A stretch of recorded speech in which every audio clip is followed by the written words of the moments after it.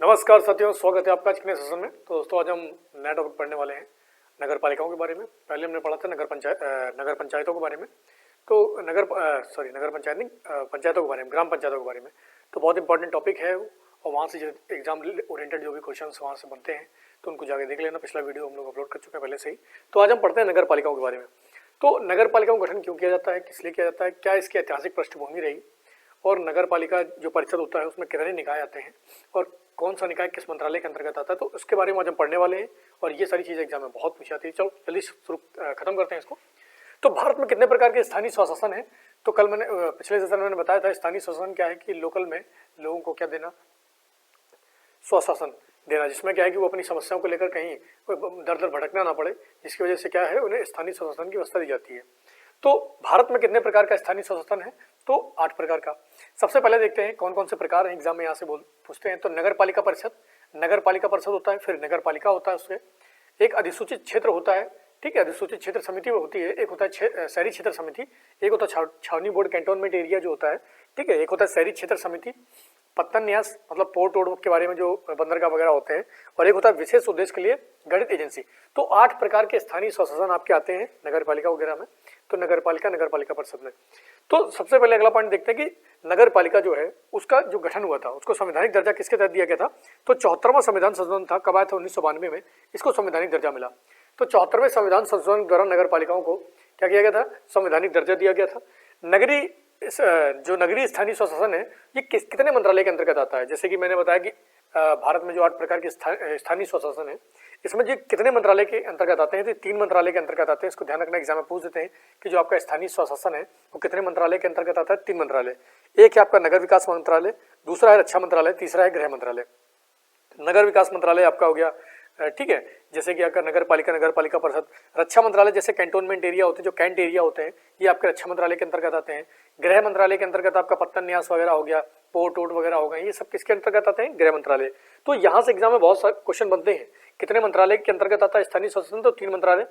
और कौन कौन से एरिया जो है किस मंत्रालय के अंतर्गत आते हैं उसको ध्यान रखना। थोड़ा सा पढ़ते हैं हम नगर पालिकाओं के बारे में, ऐतिहासिक पृष्ठभूमि, नगर पालिका या नगर निगम की शुरुआत कैसे हुई थी, ठीक है। तो ऐतिहासिक पृष्ठभूमि में सबसे पहले अगर हम देखते हैं तो सबसे पहला जो नगर निगम बना था वो था आपका मद्रास। सबसे पहला नगर निगम कौन सा था? मद्रास। इसका गठन कब हुआ था? 1687 में। तो भारत में सबसे पहला जो नगर निगम बनाया गया था वो क्या था? मद्रास था। 1687 में हुआ था। उसके बाद किसकी स्थापना हुई थी? बम्बई की और कलकत्ता की।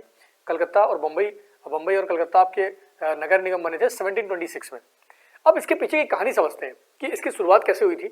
तो 1870 में क्या हुआ था कि मेयो ने जो आपका वित्तीय विकेंद्रीकरण का विकास किया था। तो एग्जाम में आ जाता है कि जो आपका वित्तीय विकेंद्रीकरण है उसका विकास किसने किया था? तो मेयो ने किया था, ठीक है। कब किया था? ये किया था आपका 1870 में। उसके बाद क्या हुआ? 1882 में रिपन ने स्थानीय स्वशासन का संकल्प दिया। तो जो आपके रिपन थे तो इन्होंने क्या किया था? 1882 में स्थानीय स्वशासन का संकल्प रखा था। इसीलिए इतिहास में इन्हें स्थानीय स्वशासन का पिता या स्थानीय स्वशासन का जनक कहा जाता है। ध्यान रखना, रिपन को किसको बोला जाता है? रिपन को। किताबों में लॉर्ड रिपन लिखा रहता है, लॉर्ड क्यों लगा है भाई, ठीक है। तो रिपन जो है ये स्थानीय स्वशासन के जनक माने जाते हैं, इनके पिता माने जाते हैं, ठीक है। इसके आगे क्या होता है कि 1907 में रॉयल कमीशन गठन होता है। रॉयल कमीशन ऑन डिसेंट्रलाइजेशन की नियुक्ति होती है। रॉयल कमीशन ऑन डिसेंट्रलाइजेशन की नियुक्ति होती है, किस प्रकार से जो शक्तियां हैं उनका बंटवारा किया जाए। तो 1907 में इसका गठन हुआ था। उसके बाद इसने अपनी रिपोर्ट कब दी थी? 1909 में। ध्यान रखना कि रॉयल कमीशन ऑन डिसेंट्रलाइजेशन की नियुक्ति हुई थी, कब हुई थी? 1907 में। इसने रिपोर्ट कब दी? 1909 में। और इसके अध्यक्ष कौन थे? इसके अध्यक्ष थे हब हाउस। कौन थे? हब हाउस के अध्यक्ष थे। एग्जाम में बहुत ज्यादा पूछते हैं ये पॉइंट, और ध्यान रखना इस चीज को, ठीक है। उसके बाद क्या होता है कि 1919 का जो अधिनियम आता है उसमें स्थानीय स्वशासन को आंतरिक विषय बना दिया जाता है। तो स्थानीय स्वशासन को आंतरिक विषय किस अधिनियम के तहत बनाया गया? तो आपका 1919 का अधिनियम था, ठीक है। स्थानीय स्वशासन को आंतरिक विषय बना दिया गया। उसके बाद क्या होता है कि 1924 में जाके कैंटोनमेंट एक्ट, मतलब जो आपका कैंट एरिया था वो अधिनियम पारित किया जाता है। तो कैंटोनमेंट एक्ट सबसे पहले कब पारित किया गया था? 1924 में। तो 1924 के बाद ही छावनी जो होती है, छावनी बोर्ड, वो उनका बनना शुरू हो गया था। आगे बात करते हैं कि 1935 के अधिनियम में क्या हुआ आगे चल के। तो स्थानीय स्वशासन को प्रांतीय विषय बना दिया गया। तो स्थानीय स्वशासन को प्रांतीय विषय कब बनाया गया? 1935 में। स्थानीय स्वशासन को आंतरिक विषय कब बनाया गया? 1919 के अधिनियम में। तो ये इंपॉर्टेंट पॉइंट है, इनको बहुत ज्यादा इंपॉर्टेंट पॉइंट है, इनको ध्यान रखना है। जब भी नगर पालिका नगर परिषद से एग्जाम में क्वेश्चन बनेंगे तो यहाँ से क्वेश्चन आएंगे। चलो आगे थोड़ा सा और इंपॉर्टेंट पॉइंट बचे हुए हैं, उनको हम लोग देख लेते हैं, जल्दी से खत्म करते हैं। तो चलिए जल्दी से बचे हुए पॉइंट हम लोग जल्दी खत्म करते हैं। तो सबसे पहले देखते हैं 74वां संविधान संशोधन कब आया था। तो 1992 में आया था 74वां संविधान संशोधन, ठीक है। और ये प्रभावी कब हुआ था, तो 1 जून 1993 को, 1 जून 1993 को ये प्रभाव में आया था। अब जब 74वां संविधान संशोधन प्रभाव में आया तो उसके साथ क्या क्या नई चीजें जुड़ती हैं, तो इस चीज को ध्यान रखेंगे। एक नया भाग जुड़ता है संविधान में, तो इसे बोलते हैं भाग का। अनुच्छेद कहां से कहां तक है, तो अनुच्छेद 243 पी से लेकर 243 जेड जी तक। इसको ध्यान रखना, कभी कभी डायरेक्ट पूछ लेते हैं कि कौन से अनुच्छेद में है, तो 243 पी से लेकर 243 जेड जी तक अनुच्छेद में दिया गया है। अच्छा, नई अनुसूची कौन सी जोड़ी गई, तो 12वीं नई अनुसूची जोड़ी गई है। और विषय कितने दिए गए हैं इसमें, तो विषय 18। ध्यान रखना 12वीं अनुसूची है, 18 विषय है, नया भाग 9 का है। और अनुच्छेद कौन से, 243 पी से लेकर 243 जेड जी तक। आगे बात करते हैं तीन नगर पालिकाएं कितने प्रकार की होती है, तो 3 प्रकार की। एक होती है आपकी नगर पंचायत, एक होती है नगर पालिका परिषद, तीसरी होती है नगर निगम, ठीक है, ध्यान रखना नगर निगम। अब इसमें क्या होता है कि जनसंख्या के आधार पर इन सबको बनाया जाता है। नगर पंचायत आपकी मान लीजिए 25 से 50 हजार जनसंख्या के बीच में होता है, और नगर पालिका आपका 1 से 2 लाख अधिक कम जनसंख्या होती है, वहां पर बना दिया जाता है। कभी कभी क्या होता है ना, राजनीतिक कारणों की वजह से भी नगर पालिका, नगर पंचायत, नगर निगम बना दिया जाता है। तो ध्यान रखना कितने प्रकार की नगर पालिका होती है, तो 3 प्रकार की होती है। आगे बात करते हैं, तो इस संविधान संशोधन के द्वारा नगर पालिकाओं में क्या क्या प्रमुख चीजें डाली गई। तो सबसे पहले बात करते हैं एससी और एसटी का आरक्षण इसमें डाला गया, और टोटल में ओवरऑल में एक तिहाई किसका आरक्षण रहेगा, महिलाओं का, ये ध्यान रखना है। कार्यकाल कितने वर्ष का है, 5 वर्ष का। जैसे नगर पंचायत का था वैसे नगर पालिका का है। अगर नगर पालिका परिषद जो गठन होता है उसमें अगर वो क्या होता है कि 5 साल से पहले अगर भंग हो जाती है, मान लीजिए 2 साल में भंग हो गई, तो जो नई नगर पालिका बनेगी वो आपकी बनेगी जाकर 3 साल के लिए, ये नहीं कि 5 साल के लिए बन जाएगी। तो इस चीज को ध्यान रखना है। हाँ, अगर 6 महीने का वक्त बचा हुआ है उससे तब भंग हो जाती है, तब वो जो नई नगर पालिका बनेगी तो वो 5 साल के लिए बनेगी, तब क्या है कि नेक्स्ट चुनाव कराया जा सकता है। लेकिन अगर 2 साल बाद ही वो न्यायपालिका भंग हो गई, तो नगर पालिका भंग हो गई है, तो उसके बाद उसके लिए नया चुनाव नहीं कराया जाएगा। चुनाव तो होगा लेकिन 5 साल के लिए ही, बचे हुए कार्यकाल के लिए होगा, तो उसको ध्यान रखना है। तो कार्यकाल कितने वर्ष का है, 5 वर्ष का। आयु कितने वर्ष मान्य है, तो इसमें 21 वर्ष मान्य है।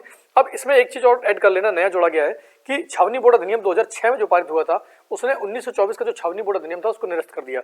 तो इस चीज को ध्यान रखेंगे, छावनी बोर्ड अधिनियम नया कब पारित हुआ है, 2006 में। अध्यक्ष कौन होता है छावनी बोर्ड का, तो राष्ट्रपति होता है।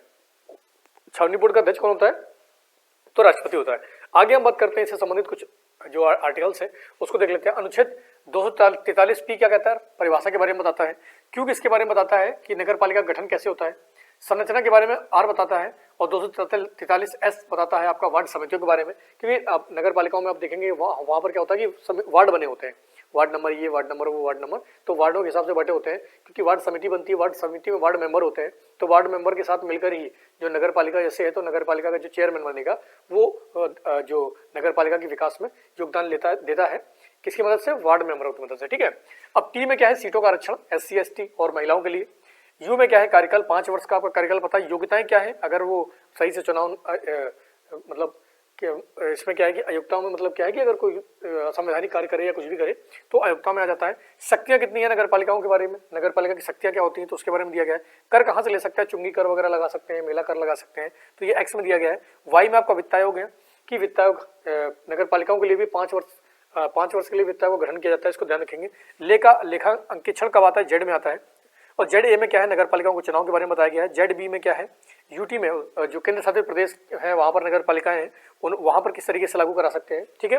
आगे है जेड डी के बारे में, तो जिला आयोजन समिति के बारे में जेड डी में दिया गया है।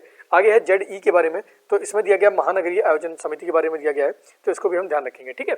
आगे लास्ट बचता है कि जेड जी क्या कहता है कि चुनावी मामले में न्यायालय के हस्तक्षेप पर हो, तो न्यायालय हस्तक्षेप नहीं कर सकता है नगर पालिका के चुनाव में। हाँ, अगर कुछ संवैधानिक हो रहा है तो इसके संज्ञान ले सकता है।